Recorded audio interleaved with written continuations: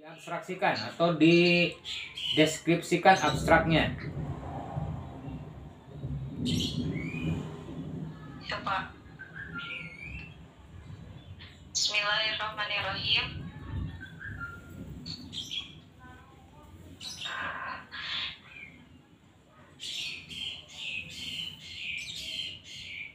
Halo? Iya Pak. Nanti Iya. ya. Iya, silahkan Ada suaranya Pak. Iya. Silahkan dideskripsikan. Bismillahirrahmanirrahim. Bismillahirrahmanirrahim. Di dalam abstrak saya menjelaskan amsal skripsi yang membahas tentang amsal Al-Quran dalam tafsir Al-Qasas kajian surat Ali Imran ini menggunakan teori amsal. Adapun permasalahan penelitian yang diangkat penulis di sini adalah satu. Pertama, saya akan mengangkat bagaimana macam-macam amsal dalam Al-Quran surat Ali Imran ini. Yang kedua, bagaimana penafsiran dalam tafsir Al-Qasas ini tentang ayat-ayat yang termasuk amsal Al-Quran dalam surat Ali Imran. Dalam amsal Al-Quran sangat berpengaruh besar dalam menyampaikan makna yang sama. Menurut Imam Asy-Syafi'i, beliau merupakan seorang ahli fikih dan usul fikih, mengatakan bahwa setiap mujahid wajib mengetahui amsal Al-Quran. Tetapi pada kenyataannya dalam teori amsal ini sebagian mufasir mengabaikan teori amsal tersebut karena tidak semua orang dapat memahami secara mendalam tentang teori amsal ini. Lain halnya mufasir yang menggunakan metode tahlili ini tentunya dalam segi penafsiran dan menentukan ayat-ayat amsal ini bisa memaparkan tentang amsal-amsal secara mendalam, serta pesan yang disampaikan dalam amsal tersebut bisa dipahami dan bisa diaplikasikan dalam kehidupan sehari-hari. Jenis penelitian di sini yaitu bersifat kualitatif serta menggunakan metode deskriptif analisis, yaitu dengan mengumpulkan data, menganalisis data, menginterpretasikannya. Selain itu, di sini saya menggunakan tafsir Al-Qasas. Di dalam tafsir Al-Qasas ini saya menemukan amsal ada 3 macam, yaitu di surat Ali Imran di sini terdapat 32 ayat yang termasuk amsal di antaranya, dan 13 di sini termasuk amsal musyarahah. Yang kedua yaitu 11 ayat yang ada di amsal kaminah.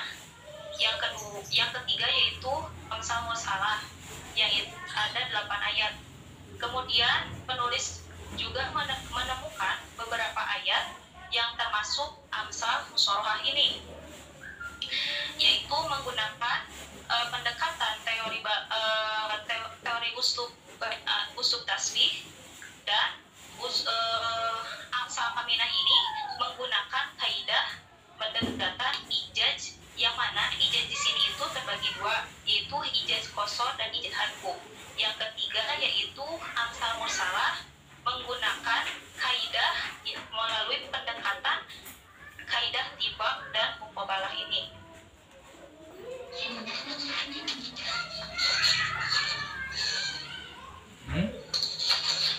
Sudah?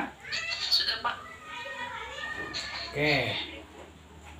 Abstrak, oke Neng ya. Itu Sebentar, jadi abstrak itu sistematikanya paragraf pertama itu latar belakang masalah isinya. iya Pak. Latar belakang masalah dan menemukan masalah, bukan rumusan masalah, Neng. Rumusan masalah dengan masalah penelitian beda. Jadi menemukan masalah baru dirumuskan dalam rumusan masalah dalam bentuk pertanyaan. Maka paragraf pertama dalam abstrak itu berisi penjelasan latar belakang masalah. Ya, sampai menemukan masalah, identifikasi masalah. Masalahnya apa? Makanya saya tanya nanti, masalah penelitiannya apa? Yang menjadi persoalan dalam penelitian itu apa? Persoalan dalam Amsal itu apa? Susah ngejawab, Neneng. Persoalan Yang menjadi masalah penelitian itu, hah? Gimana? Masalah dalam skripsi saya, Pak. Yang menjadi masalah dalam penelitian Anda itu apa kira-kira? Jadi kan gini, Amsal itu merupakan suatu bahasa yang ada dalam. Coba yang menjadi masalah penelitiannya apa, Neng?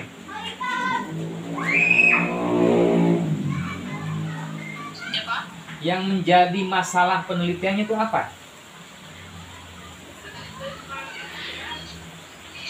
Kenyataan, jadi permasalahannya gini, tidak semua penafsir Al-Quran yang sebagian ulama yang mengabaikan terhadap makna Amsal itu, diantaranya yaitu teori Amsal ini yang sering mengabaikannya itu dalam tafsir ijmali. Jadi gini, Neng, yang disebut masalah itu gini. Besi misalnya secara teoritis dipanaskan itu memuai. Nah, fakta di lapangan misalnya nih, ada besi dipanaskan tidak memuai, itu masalah. Artinya antara teori dengan fakta itu berlainan. Sholat tanha anil fahsya wal munkar. Ada orang melaksanakan sholat tapi tidak tanha anil fahsya wal munkar, itu masalah. Artinya ada kesenjangan antara teori dengan praktek. Nah, kira-kira tentang Amsal ini apa? Secara normatif gimana, di praktiknya gimana? Nah, itu baru jadi masalah menurut saya. Masalahnya kira-kira apa? Pada kenyataannya, sebagian ulama mengabaikan terhadap makna yang terkandung dalam ayat-ayat Amsal. Pak. Amsal itu sendiri apa? Yang dimaksud Amsal itu apa sih? Amsal itu yaitu yaitu perumpamaan yang ada dalam Al-Quran. Seperti pemisalan suatu yang abstrak dengan yang konkret gitu, Pak. Iya. Jadi ada sebagian ulama yang mengabaikan makna dari Amsal. Amsal tersebut, Pak. Sebagian ulama ada tapi yang mengabaikan tersebut itu menggunakan metode ijmali. Jadi dijelaskannya secara umum saja.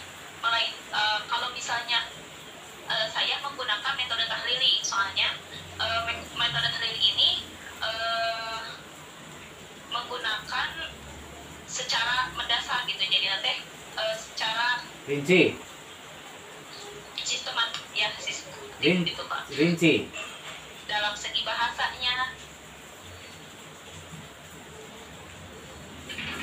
Ya, oke. Intinya yang poinnya bahwa abstrak di paragraf yang pertama itu isinya latar belakang masalah.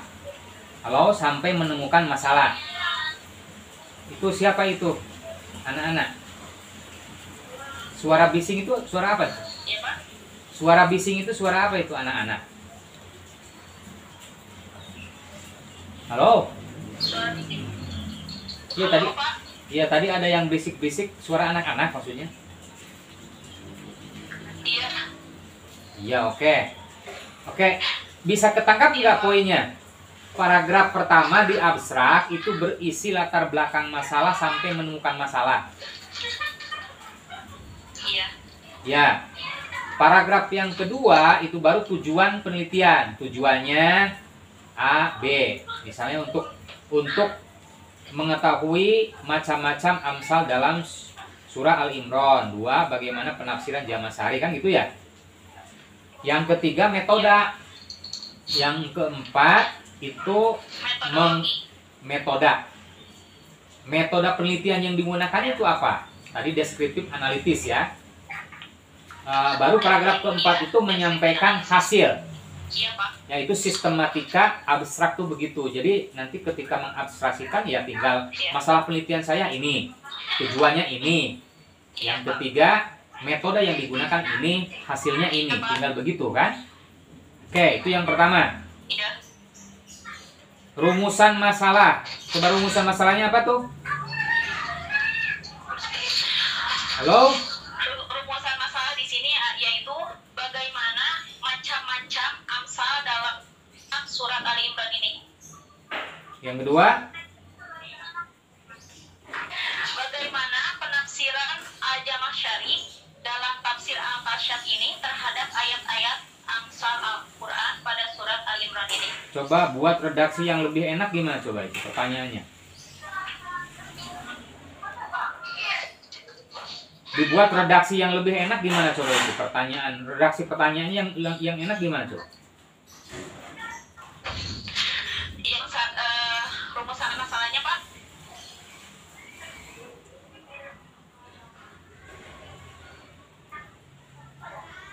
Redaksi. Rumusan masalah, Pak. Iya. Redaksinya gimana yang lebih enak daripada redaksi ini gimana coba?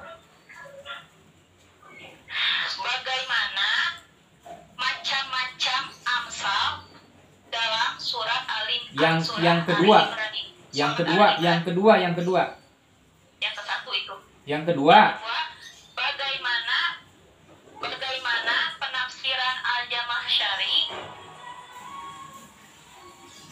terhadap ayat-ayat amsal Al-Quran pada tafsir Al-Kasyaf ya, Pak. Bagaimana penafsiran Jamasyari tentang ayat-ayat amsal Al-Quran pada surat Al-Imran dalam tafsir Al-Kasyaf. Tafsir Al-Kasyaf. Di belakang tafsir Al-Kasyafnya ya. Bagaimana penafsiran Jamasyari tentang, boleh ya, ayat-ayat amsal Al-Quran pada surat Al-Imran ya dalam tafsir ya. Jadi tentang Boleh tentang ya, penafsiran tentang ayat-ayat amsal. Bagaimana penafsiran Al-Jamasyari dalam Tentang ayat-ayat penafsiran Al-Jamasyari tentang ayat-ayat amsal Al-Quran pada surat Al-Imran dalam tafsir Al-Kasyaf. Nah, gitu ya. Nah, itu agak lebih enak ketimbang redaksi yang pertama ya. Oke, untuk rumusan masalah ya. Terserah, ini sebenarnya materi nantinya ke Bu Angel ya.